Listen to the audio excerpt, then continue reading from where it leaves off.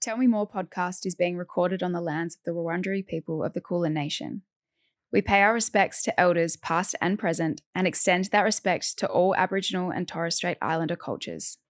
My name is Olivia Molly Rogers, and I'm excited to get comfortable in the uncomfortable with you and remind you that nobody is perfect and everybody has something going on behind the scenes that you may not know about. I hope you enjoy the podcast. Welcome back to Tell Me More. Today we are joined by one of my favourite Australian artists, Keita Alexander. Hi. Hey. Keita is a singer and songwriter from Brisbane who has recently released her debut album, Young in Love. Keita is also a mother of two and lives with her surfer husband, Owen Wright, in Byron Bay. I loved this quote from Gritty Pretty. They said, "She's Australia's answer to Dua Lipa with songs so catchy they could have been written by Taylor Swift." Keita, thank you for joining me. I've been a huge fan of your music for years. Oh, I think it was maybe 2017 I came across Hotel.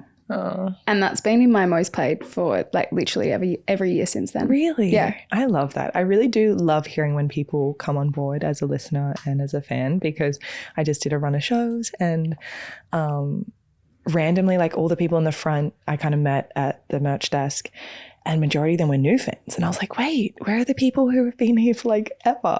Yeah. But then I found them as well. And it's really cool to hear people going, I'm a fan of like 2 months, and comparatively to 2017 or 2015. I think it's really cool to hear and what song brought you on board. Yeah, I absolutely love that song, but I equally love the new album. It is so good. You are so clever. I also love your TikTok. Oh no. Do you though? Yeah, I do. I love that you are so raw and that you say that you're like, oh, I don't really know what I'm doing, but yeah, just your honesty and your vlogs and sharing the insight into your life. I really like it. Oh, thank you. I was just talking to my girlfriend about this morning, and it is hard, like for anyone to share just random bits about their life, but I'm trying. No, you're doing a great job. I think it's weird. It's one of those things where you're like, is anybody even going to watch this or be interested in this? But often people like the things that you think are the most mundane and boring. Yeah. They almost prefer it over the music. Really? Sometimes. Oh, yeah. no. I had like right before I kind of released the album, I went through a period of kind of trying to do it every day.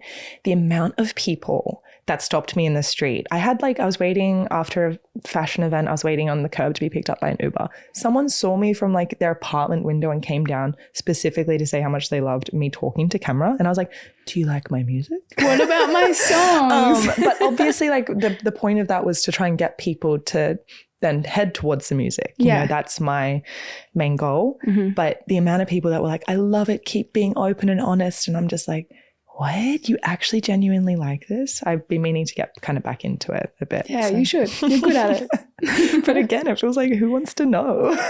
People do. I know.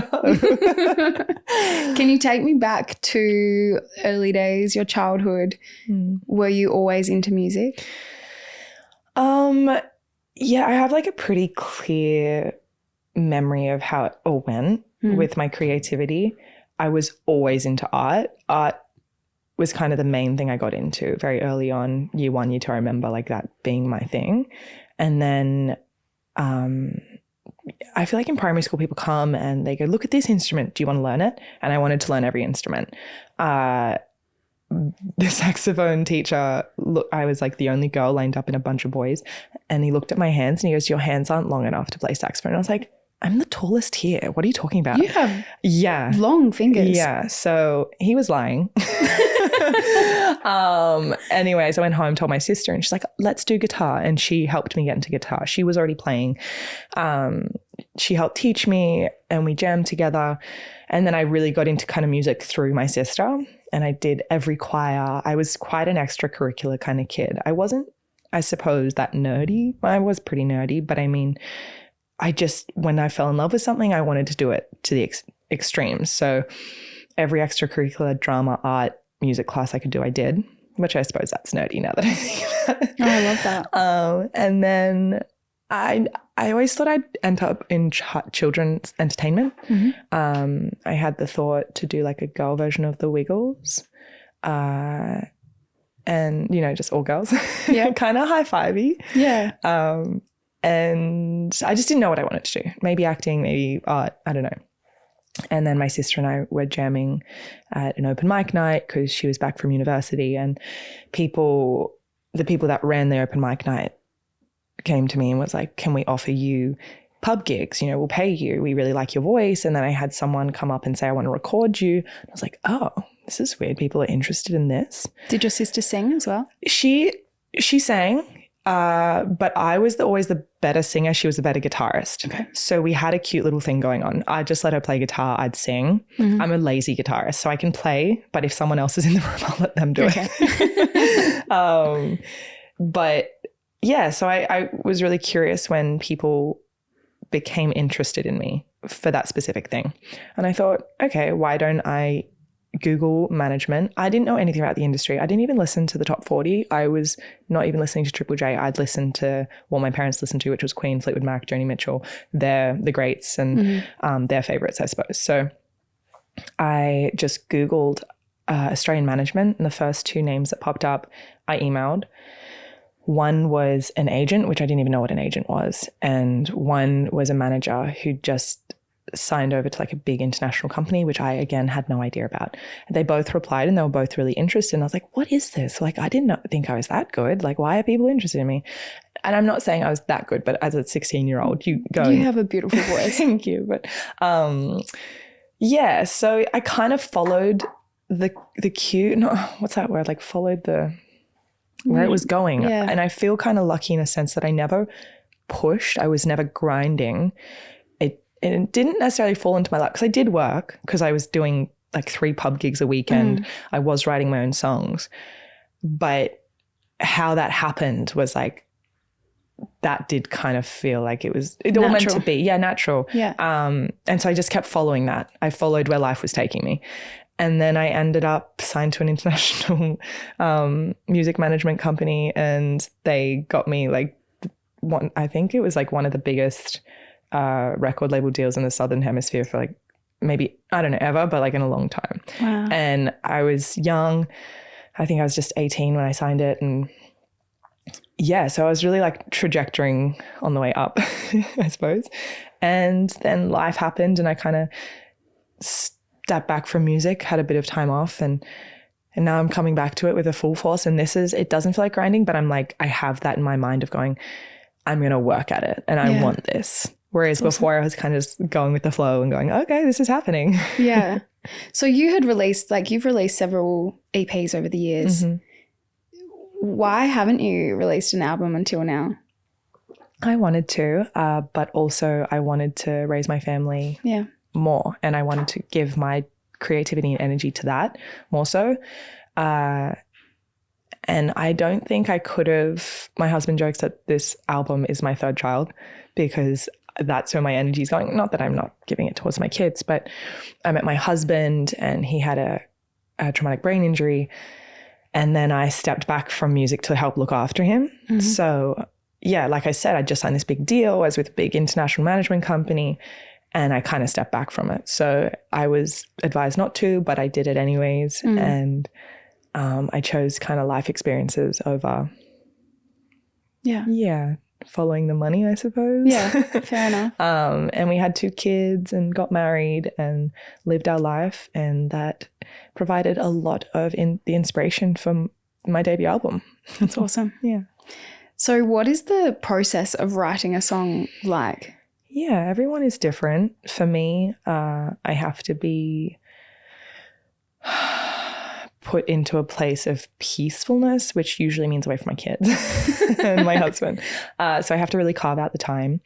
I've tried writing in the presence of them and it just frustrates me because I'm like, I'm trying to say something and I'm trying to pull it out of my brain, but you want me to feed you or you want my attention. And it's just a real hard balance to find when I'm at home. So for me, I've learned I need to carve out at least a week. Oh, no, yeah, a couple of days, but I prefer a week. For one song? No. Just I can write like 2 songs a day, but I mean, I get in the flow. I every day gets better for me. Okay. So, like if I'm in a week's worth of sessions, the first one's still great, but by the end, my label's like, wow, keep going. I'm like, no, I'm going back to the family. Yeah. So carve out the time. I want to be inspired. So I listen to a lot of music that I'm loving at the time, in the moment. It's not what I want to create necessarily. Like I'm like, I want to go there. I listen to what I love and I listen on repeat. I mishear lyrics. This is something that I love to do is I try not to necessarily always listen to the songs I know word for word. I'll listen to a song that I don't necessarily know the lyrics to and hear what my mind wants me to hear. And I take that as guidance to then like what my subconscious is trying to say. And I go, okay, that's what I want to hear. So I'm going to write that. So I'll take a little phrase and I'll continue to write about that. And I'll kind of stop listening to the song. I love going to a cafe and sitting there in the sun and writing and then going to the session. And I kind of open my diary and go, I need to make sense of this. So then I'll find rhymes and I'll find a more succinct storyline. And I'll also go into the session and say to the producer, I'm loving this song, these sounds. Can we do something that gives me this feeling? They'll kind of go that way. I'll go this way in my songwriting. And then that's kind of how I make a song. That is so clever and so cool. And also, as you're talking about mishearing lyrics, I just think of my mum. She mishears lyrics all the time and then continuously sings them in the wrong way. But I don't think that they would be like inspiring. I think they're just like just so random and ridiculous. But I think it's something that I've really kind of thought on recently. I think everyone's subconscious is trying to talk to us, but we don't listen to it. And, you know, whether you mishear a conversation or mishear anything, it's like, wait, is that what you're seeing in yourself or is that what you want to talk about? I don't know. It's kind of hippie, but. No, I love that. I've never thought of it that way. You often write about quite heavy experiences and sometimes your lyrics are, very deep and heavy, but the songs I always feel are catchy and boppy and they feel positive. So when you first hear it, it's like you don't necessarily know what the message is until you really listen again. Why is it important for you to sort of have that balance? I don't think I mean to do it, but recently I've discovered I think I do it as a way of like band-aiding my feelings, the pop part of it or the boppiness or the catchiness. So I let myself say what I'm trying to say, but I kind of cover it in this prettiness. Yeah. And I think it's what I do in my daily life of shutting down emotions and going, I don't want to look at that. And I'm just going to smile instead. Okay. So it's funny that it comes out of my music, but it's still really therapeutic for me. But the way actual writing process. But the way I make it fluffy and cute is just what I do in life. Yeah. Sometimes it's like an avoidance thing. But I love writing a good, upbeat, feel-good song. So, but I sometimes find that hard to find the right lyrics to do that because it can come across as cheesy or corny. And it's, I don't know, it's pretty rare that you're like, I'm walking on sunshine. Yeah. Do we all walk on sunshine? I don't know. Yeah. I remember listening to, do you know the song Blood by the Middle East? Yeah, I love that song. Do you know what it's about? I do, yeah. But I didn't for years and it was one of my favorite songs. And when I found out, I was like, oh God, it's taken on a whole nother meaning and I can listen to it now for another few years. I really do like that in a song when there's layers to unpack and when you're ready to, I feel like you find out what the lyrics are about when you're ready to hear them. Yeah. What are some of the themes in your new album? Love. So it's called Young in Love. But I actually didn't know what the concept was when I was writing the album. I just wrote and it took me a while to find the title, combing through my lyrics, and then that really helped me unpack what my album was about. And I realized I was like, whoa, this is me and my journey through love and the time I took off music and finding myself. And my husband and I got together when I was really young. And I find not many people are together with their partner when they're young and make it through. You know, when you're young, you're growing and you're learning about yourself, and usually relationships unfortunately fall apart. And I think that's partly due to you're still finding yourself. And so for myself, I was finding myself and growing with love, and I was young in love. So I found that lyric in my song 7 Minutes in Heaven. And when I found that lyric, I was like, oh, this is what my album's about. It's finding myself. It's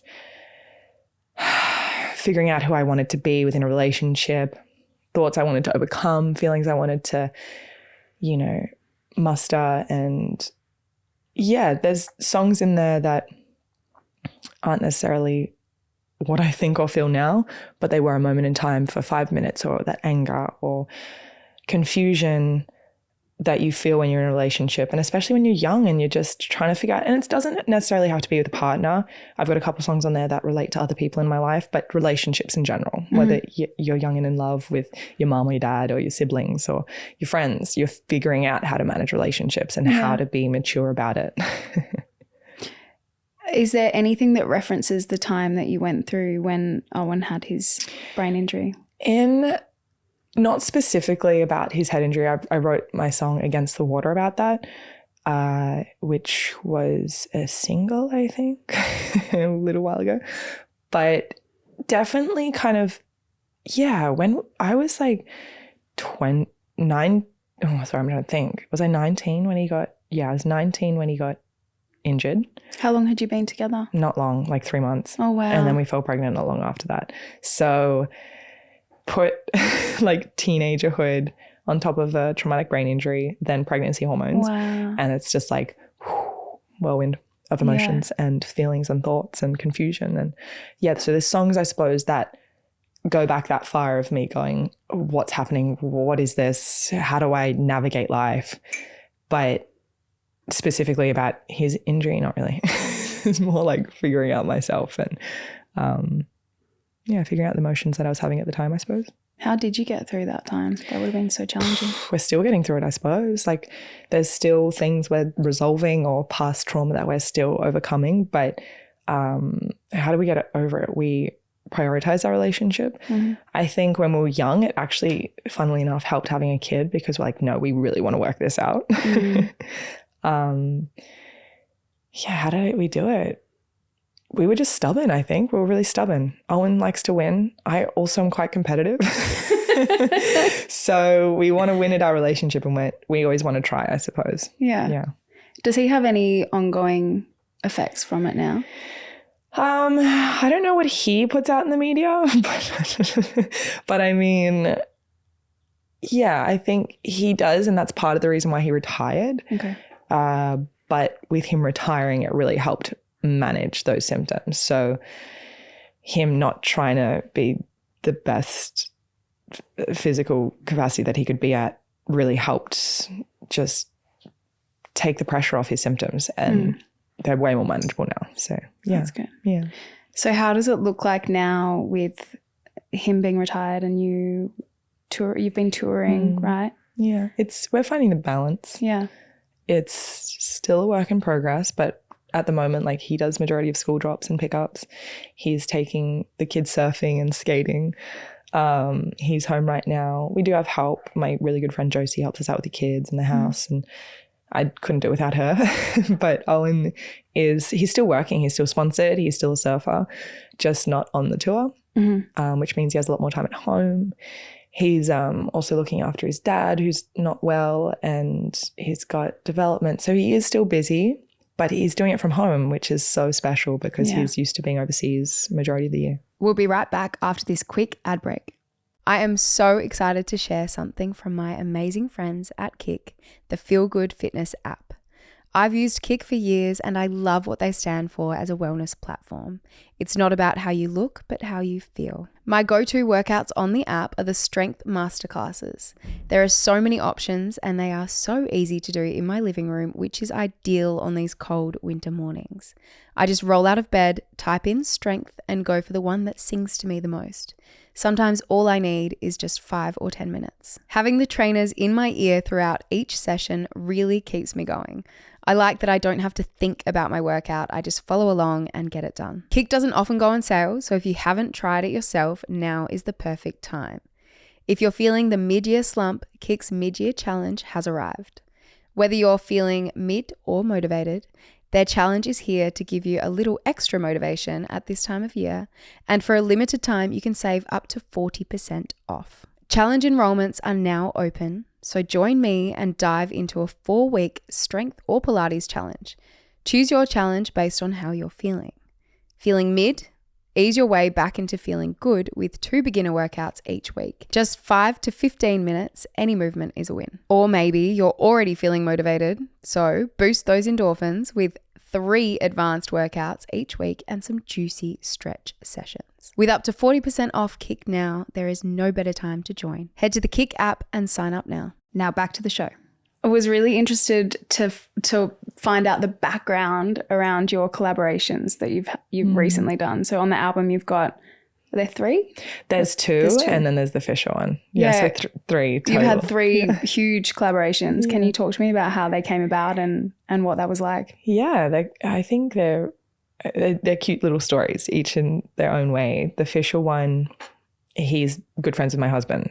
He used to be a surfer trying to get on tour, or he was on tour. I'm not actually entirely sure. Yeah. And Owen's been trying to hint like, you should be working with my wife. And as any nice friend would say, yeah, sure, of course, like one day. So obviously he's not in a rush to work with his good friend's wife. But he maybe hadn't listened to your stuff. Yeah. Yeah. Well, I mean, I don't know if I'd necessarily go to my way. Like if Owen said, I don't know, like if my girlfriend said her husband was a singer and I should collab, I'd be like, yeah, cool, we'll do it one day. You know, it's because it's like too close to home almost. Well, maybe, but if you then listen to it and you're like, oh wow, like this is amazing, yes, I should do that. Yeah, but again, like he just collabed with J-Lo, do you know what I mean? I'm not J-Lo, it's a big deal. Fisher's a big deal. So I'm saying he's not in any rush to work with me. But we've got mutual friends who went out to a birthday dinner and I sat across from him and I said, can you just send me some tracks? I would love to give it a go and I think I would really do a good job. And I didn't just leave it at that. I kind of interviewed him and I said, what do you want to say? And he's like, I don't know. Like, what do you mean what I want to say? And he hadn't ever had someone ask him, what words do you like to use? What haven't you said yet in the song? What do you want more of a storyline? Do you want feel good, sad girl song, party song? And he narrowed it down. He's like, it has to be feel good. And he did want a bit more of a story. And I said, what songs are you inspired by at the moment? And I believe me interviewing him like that made me be able to write the song that I knew he'd like. Yeah. And also so I wrote a bunch of songs for him. But also I didn't realize he was actually sending these tracks around to everyone, like everyone in the world. I was like, oh no, my little foot in the door is diminishing because every good songwriter now has these songs and I'm up against everyone. I honestly just thought because we were friends, he was sending me what he was working on. And these songs are like 20-second snippets. So that's also made me think he was just quickly, what is that word when you exporting a file? I just thought he was quickly exporting things for me to have a go. And only to you. Yes, because we're friends. But he was sending to everyone. Like I ran into Angus and Julia Stone at the airport and they're like, oh, we got those tracks too. I was like, fuck, how did I get this song? But like I said, at the end of the day, I believe it's because I interviewed him and asked him what he wanted. But I quickly got into the studio after I found out everyone was getting these songs. Like, quick, I got to write something. Sent them to him and I said, this is the one song that actually sounds the most like me. Because I wrote a bunch of songs that was what he'd kind of already done and was trying to think about the Fisher brand. But then I wrote the song that gave a bit more of a storyline, which he hasn't done yet, which would be like at that time a big shift from what he's personally released as an artist. And I sent it to him and I said, I really like this. I hope you do too. He went over to Bali with a bunch of our mutual friends and they all listened and they were like, whoa, this song's amazing. And I feel like that also helped because we've got a big friend group and they loved that song that I sent him. And then he told me he wanted to debut at Coachella. No, wait, he said, can you write a second verse? I love it. And I said, oh, is there any rush? I'm down at Bells Beach for Owen's retirement competition. And he goes, no rush. I just want to play it at Coachella. And I was like, that's 2 weeks away. Okay. So yeah, there is a rush. Yeah. And so the first day, the waiting period for the surfing, you get like 2 weeks of a waiting period. And during any of that window, you can surf if the waves are good. And the only time I had during those 2 weeks, it's like 2 weeks to Coachella, 2 weeks of this waiting period, was the first day of the comp. And I was like, I don't want to miss the first day and potentially the last of your professional career. And he's like, no, you've got to go to Brisbane and finish writing this song. So I just was praying. I was like, don't let there be good waves on the first day because I so wanted to be there for my husband. Yeah. Flew to Brisbane, was like checking the surf report the whole time, wrote the second verse. Thank God the surfing wasn't on. The surfing was on the next day, but I wrote the second verse and I got to see my husband retire and the song got played at Coachella. So I think that's a really cute story. It all worked out. Yeah. And then It's such a good song. Thank you. I love it too. I'm really proud of it. And I made my own version of it, which I like even more. Little plug there. Yeah. No, I really do. Like, and I've got a lot of our mutual friends even say it as well. They're like, really? We like this version better. Because it's still a story. Even though there's not a bunch of lyrics, it is still a bit more of a storyline. Yeah. Okay. And then the Morgan Evans song, that's a kind of a funny one too. I wasn't even into country music when I wrote Date Night. It just came out of me as a bit of a joke. And I wanted to give it to Keith Urban. My label said, we know the perfect guy, Morgan Evans. He's on Warner. We looked him up. We listened to his latest single, Over For You. And Owen and I were like, what is country music? We love it. We're obsessed. This was a year and a half ago. This is a year and a half ago. Okay. And this was actually this was a couple days. Okay, so it's New Year's Eve. Sorry, the Morgan thing came first and then the Fisher thing. So New Year's Eve, we were going to go see Morgan. We fell in love with country music. He was playing at the Opera House. We didn't end up going, but I sent a message to him going, look, I'm sorry we can't make it. I was also really keen to show you a song I'd been working on. So I wanted to come see you, but I also wanted to show you this song. Sent it to him. And a couple of days later, he's like, I love it. I'd love to be on it. I was like, whoa, that happened really fast. He was driving through Byron. He was actually a fan of Owen's as well. They went for a surf. And I remember walking, was it to the surf or back from the surf? Kids in tow, heaps of surfboards. And I said, I would love to get this collab with you. I'd love to do it. But I'm also trying to get like a collab with Fisher. And then a couple of days later is when the birthday thing happened with Fisher and I grilled him. So I think it's really cute. Those two stories work hand in hand. It was just I kind of said at the start of this podcast, grind, that I'm like ready to do that now, ready to do the work. And the start of last year, I was like, let's do this. Yeah. Telling the universe what I wanted as well. So the Morgan song happened and it's to this day, my favorite song ever. Well, really? Not ever, but I mean like I will forever love listening to that song. Yeah. Like I will enjoy it as a fan of Morgan's and I can kind of disassociate with my parts a bit. But I mean, I just love that song. It's a great song to listen to. We've been craving storytelling again. And there's always a shift in genres of music. You know, hip hop's kind of coming out at the moment and storytelling's coming back in. And I think that's really beautiful because I love storytelling. It's great for you. Yeah. You're a storyteller. Yeah. And then the Laurel one is we've been kind of mutual friends from afar because she's in London, but I kind of see us as being like the same version of each other, but she's Europe, I'm or UK, I'm Australia. Yeah. And we never met, and we met in this, she was coming to Australia and I wanted to get in the studio. We wanted to get in the studio and we had 3 hours and we wrote this song and it was really quick and easy and we became really good friends from it. That's so really cool. That one I've formed a really nice friendship from. Yeah, I love Laura. What is your favorite song on the album? Bigger Person. Yeah, that's my favorite song. Why? Through that song, I think I've become a lot better at songwriting. So I've written a lot of personal songs in my life, but sometimes it takes me 100 songs to get to where I'm trying to go. You know, I'll write the same story a bunch of times and just don't know how to express myself. Bigger Person, I knew what I wanted to say and it came out. That was the second kind of take of writing a song like that. And it's about the relationship I have with one of my parents that's just fallen through. And I tried to say that I was like trying to show them my perspective and say, look, this is where I need you to step up. And like I was trying to salvage the relationship. Sure, I'm sure they were too in their own way. But I was like, look, I'm the one that's hurt and I really need this from you. Unfortunately, they couldn't do it. And when I wrote this song, I was in a place of like, oh, you know what? Fuck this. I can't be bothered anymore. Like, you do it. You're the bigger person. I'm actually the child in this relationship and I'm just done trying. I'm wasting too much of my energy trying to get an old dog to change, which they can. You're just choosing not to. And I found I was kind of angry when I wrote this song in a sense of like, I can't be fucked anymore. But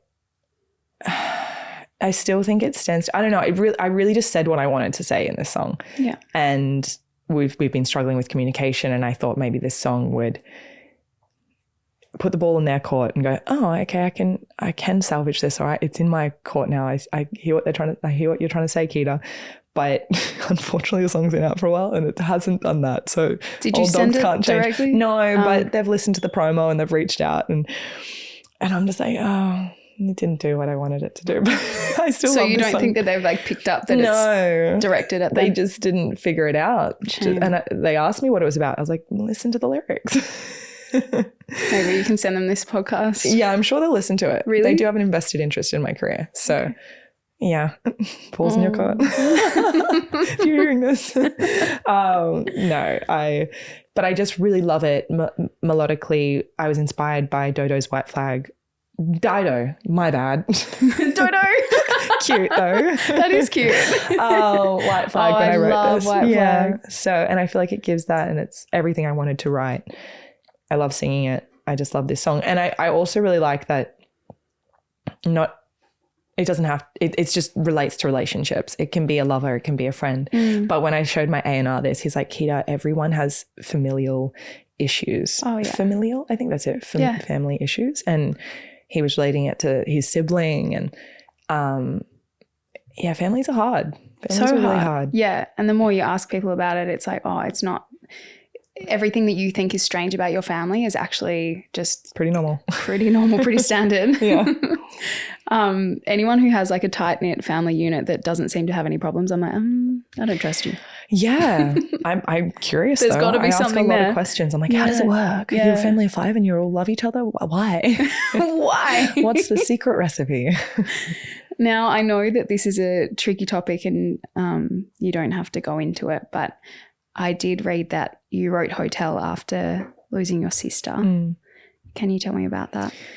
Yeah, that was a song that took me 100 goes to get there. I tried so hard to write that song. I lost my sister to cancer and I was 17. She was 21. So a lot of processing. But for me, Hotel really solidified myself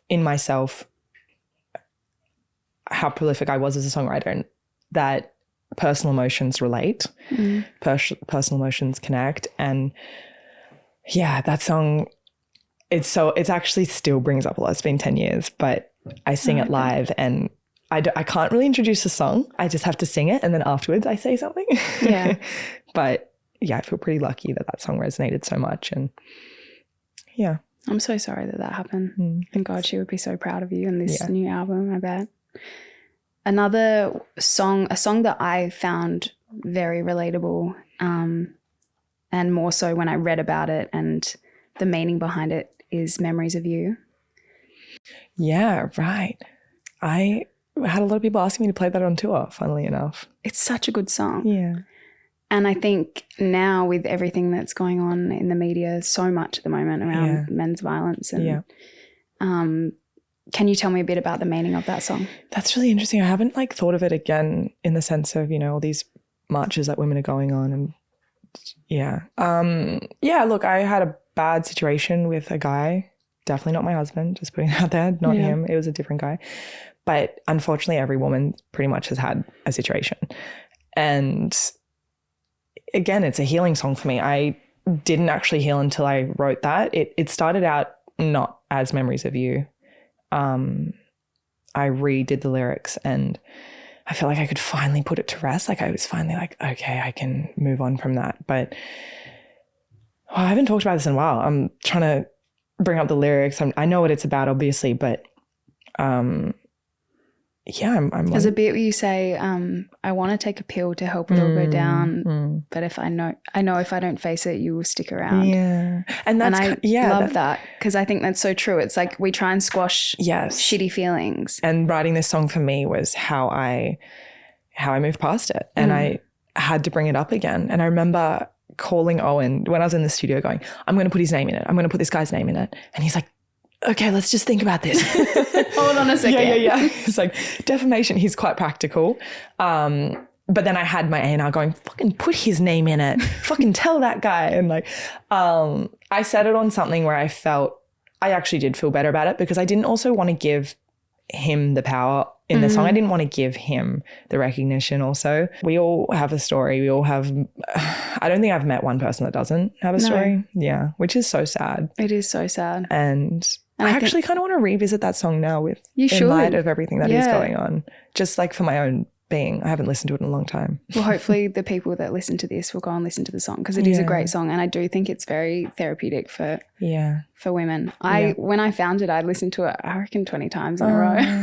It's really good. And it's funny. It's another song that I think you could not actually hear the lyrics, because it's like, I've got these memories of you. And it kind of sounds positive. It's like a cute thing. I'm like, oh, but actually no, the lyrics are like, I've got this shit memory of you and I want to get rid of it. Yeah. And I know that it was you. Yeah. And I want to, you can't squash the memory. Unfortunately, it just floats around and comes back to bite you in the ass. So I wrote the song. I don't actually think I've played it live.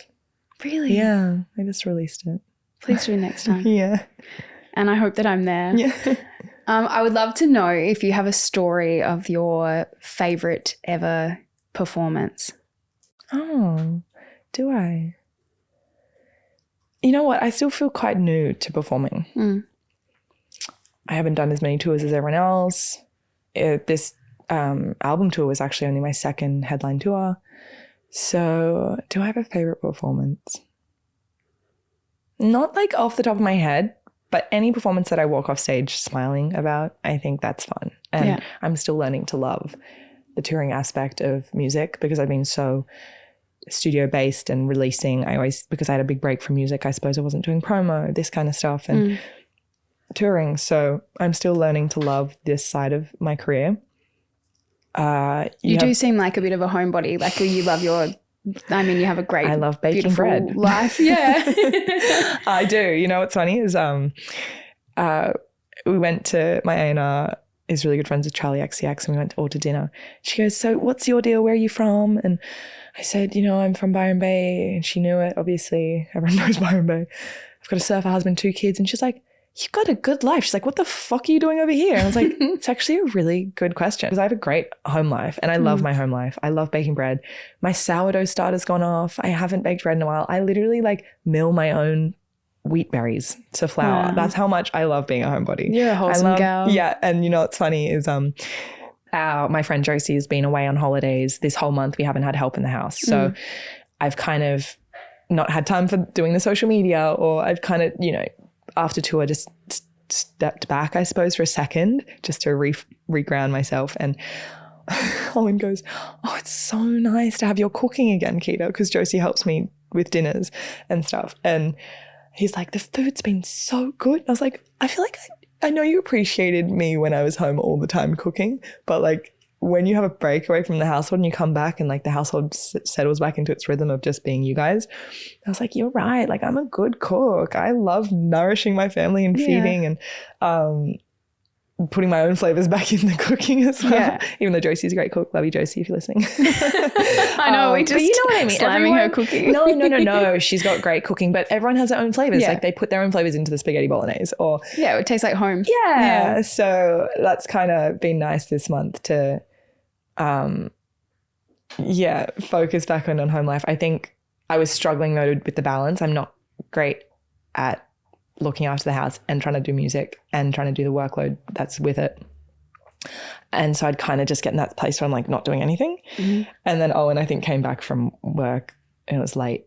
And he's like, where are you, Keita? I was like, didn't answer. And he just hears this and he comes in, it's 9 o'clock, kids are in bed, I'm scrubbing the bathroom because I'm like, I just needed to do it. And he's like, okay. But no, I love being a homebody. I really do. So it must be hard touring when you feel that way. Yeah, that's what I mean. I'm still finding my love for it. And I do love it. I am growing. Every time I play a show, I'm like, oh, this is great. I connect with my fans. I get to see how much my music means to people instead of just having this wall between us, whether that's social media. That's how I kind of have seen my fans react to my music for a long time. But seeing them in real life is very, very special. Do you have any major artists that you would really love to work with? It was always Flume, but I feel like he hasn't listened to me say it a million times. So one more time, Carly. Yeah. I would love Fred again. Yeah. I think obviously he's popping off, but I mean, I would also, that's just featurey stuff, but Morgan was my first duet, I suppose. Mm-hmm. I'd love to do that again, something more duetty as well. I'm always thinking of a feature next. Any other female artists? Ice Spice would be pretty sick. I've always wanted to do a hip hop kind of thing, but I haven't found the right person. I feel like you'd be good at that. You're very what's the word? Versatile, I think. Yeah. I also love watching how much your son loves your songs and like knows all the lyrics. And yeah. Rumi actually does. My daughter knows really? more. Yeah, he does love it. But my daughter, I get in the car and she's like, Mum, songs. I'm like, no, you can do it when it's just Dad in the car, but not me. Isn't that better than like listening to, no, I don't know, because I've heard them so many Cocomelon? times. Yeah, no, I'm trying to be like, you guys need to, we just listen to podcasts, but Owen's the fun dad. He's the fun guy that's like, what do you want to listen to? Mum. That's so cute. Yeah. Now, I always finish my episodes with a segment called Oranges and Lemons. Mm-hmm. So your lemon is something that has happened that's been a little bit more negative, and it could be today or it could be the last few days. And then your orange is your highlight. Okay. So kind of like the good and the bad. Gold, and we do it something at home like gold. I forget the other one. There's like rose and thorn. Yeah, there's lots, right? Yeah. What has been? But lemon is, sour. Okay, the good thing is I've just in the last week gotten back on top of my like exercise mental health routine, and I've been loving it. I'm waking up, exercising, journaling, meditating, sauntering, and my mental state is so much better. Before I was sleeping for like 12 hours and still being tired. Oh, that's the worst. Yeah, and it wasn't I was in a negative headspace. I was just like, why am I not feeling refreshed? And I think it was because I wasn't working out and I wasn't looking after my physical and mental. So that's been really good. Even this morning I woke up tired because I had a big day yesterday and my girlfriend is here with me. And we're like, no, we have to go for a walk. So I put my timer on for 20 minutes. We just walked to this tiny little park and we took our shoes off and we just did sprints. It was really cute. So that's my orange that we got out even though I was tired. I'm trying to also change how I'm looking at life. So that feels like it's working if I'm looking at my life and going, no, I don't have a lemon. That's so good. Yeah. My lemon and orange are often they sort of go off the back of each other. And I feel like this week my lemon was I got diagnosed with PCOS. Oh no, that's the ovary. Yeah. Oh no. But it's it's okay because it makes sense. I'm okay with that. But the lemon was that my doctor was like, go back on the pill. It'll help. And I went on the pill and it messed with my brain so much. It was making me so negative. And I'm not a negative person, but I was just like, what is the point of everything? And then I stopped taking it and that's my orange because I'm like, whoa, it was just the pill because I feel great. I'm like, everything's good. Wasn't that supposed to help your ovaries? Yeah, it's supposed to help hormone imbalance, but apparently there are all these natural ways, natural remedies. So I'm gonna take that route. Yeah. No more pill. And yeah, my orange is that my brain isn't broken. You know when you're just feeling well, that's what I was feeling like. Super negative. Well, not super negative, but I was like, why am I sleeping so long? And not feeling good. Yeah, it's a shitty way to feel. So yeah, I'm grateful that I feel good, and there'll be a lot more oranges than lemons. Cute. Yeah. Have you ever tried lemonade? Something in between. Well, as in not when you're doing this? No. Like the lemon that tastes like lemonade. No. Yeah. So it's sweet sour, but more sweet. So you eat it like a mandarin. Pretty sure they're from New Zealand. Well, there's an actual fruit called lemonade. Yeah. Is it from New Zealand? Yeah. Delicious. Really? Okay. So I have a girlfriend in LA who's obsessed with lemons. She'll squeeze lemon on anything, and to anyone else it's sour. And I wanted to get her a thank you gift because I stayed with her. And I was trying to get a lemonade tree, and they're so hard to get because you got to import them from New Zealand. And also I just wanted to give her a lemonade, not a tree to then eat in 3 years. So if you know a place, can you help me organize this to get a tray of lemonades? I'll get in touch with my farmer from New Zealand. Yeah, you all know each other. The farmer from New Zealand. I think we need to get one for the studio. True, a lemonade tree. Because then it's not so sour and it's not so bad. It's just a little bit sour. Yeah, that is a great idea. Thank you. Thank you so much for coming on. It's been such a joy to talk to you. And congratulations on the album. Thank you. Thanks for listening to Tell Me More. This show wouldn't be possible without you. If you'd like to show your support, please subscribe or follow the podcast on your favourite platforms. And don't forget, you can watch full episodes on YouTube and Spotify.